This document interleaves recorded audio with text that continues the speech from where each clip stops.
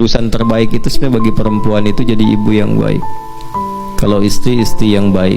Kalau anak, anak yang baik.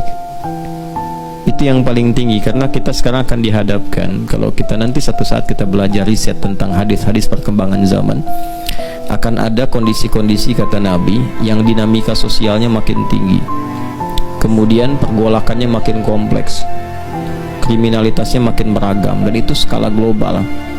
Saat-saat demikian dibutuhkan pendampingan-pendampingan yang kuat, minimal supaya bisa mencegah dari maksiat.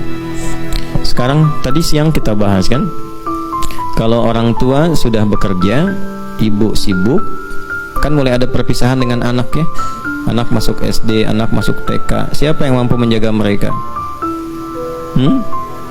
Kalau nggak dititipkan sama Allah, kita nggak bisa jamin disayang-sayang, diberikan pendidikan di rumah, tiba-tiba masuk sekolah dicipi makanan yang tidak tepat, bergaul dengan kawan yang salah, tiba-tiba masuk kampus dekat-dekat dengan orang-orang yang bergaul dengan sesuatu yang dilarang, narkoba kah, tawuran kah, macam-macam kah.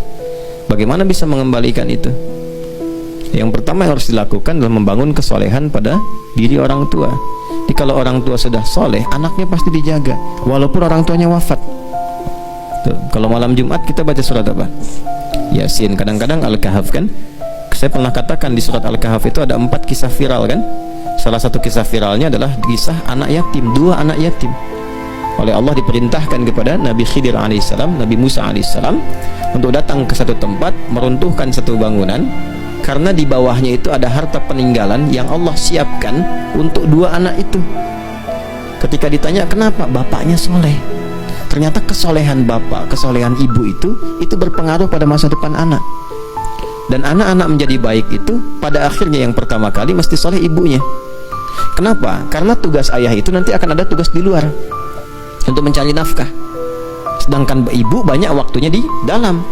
Dan hubungan anak dengan ibu itu lebih kuat tersambung dibandingkan ayah dengan anak. Sebab ada ASI yang disalurkan dari sejak 0 sampai 2 tahun. Quran surah kedua ayat ke 233. Di ASI itu kan banyak sekali, banyak hal yang tersambungkan, dan bukan hanya untuk menguatkan, bukan hanya antibodi. Setelah diriset dari pakar-pakar bahkan di Eropa, itu akan ada hubungan-hubungan yang tidak secara langsung terasakan tapi terikat gitu. Makanya kalau anak masukkan ke pesantren, yang nangis pertama ibunya, gitu kan? Pertama yakin, sehari sebelum masuk udah nangis, pikir-pikir dulu, gitu kan? Udah diantarkan gak mau pulang, baru sehari udah pengen balik lagi, ibu kan? Tuh, ikatannya kuat di situ. Nah, maka dari itu apa yang harus dilakukan ketika anak tumbuh dan sebagainya? Ibu tuh lebih banyak di rumah. Saya sarankan perempuan punya kegiatan apapun, sehebat apapun, tetap jurusan terakhirnya menjadi ibu yang terbaik. Kalau dia menikah belum jadi ibu, jadi istri yang terbaik. Keluarkan ayat-ayat tentang istri. Kalau dia belum menikah, ya, belum menikah, jadi anak yang baik. Keluarkan ayat-ayat bakti pada kedua orang tua. Itu yang paling penting.